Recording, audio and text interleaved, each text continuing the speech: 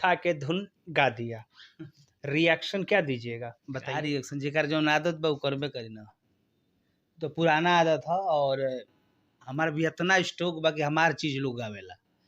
बहुत सारे ऐसे कलाकार बड़े जी हमार बहुत चीज धुन लोग गौले बा, और हमन के पीछे ना करे, जो छाप छोड़ दें जाओ को पीछे हम लोग देखते नहीं है, आगा चलते हैं। जेकर जातना लूटे के बाद पीछे लूट ले हो।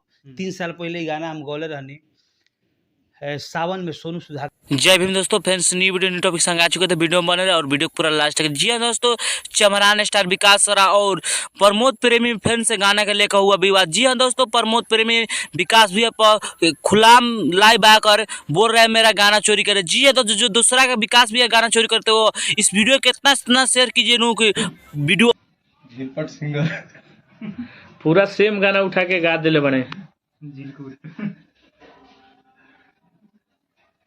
वीडियो आज डालना हुआ, रिपोर्ट मारी है।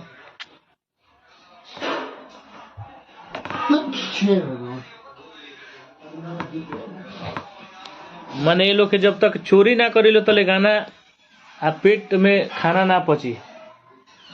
अगर कट्टर भी मवादी हो तो मेरा चैनल को जरूर सब्सक्राइब करना, और जो लोग विकास भी सच्चा मोहब्बत करना, इस वीडियो को ज़्यादा शेयर करना, और कमेंट में जय भीम नमो विदाय लिखना ना भूले। जब तक लोग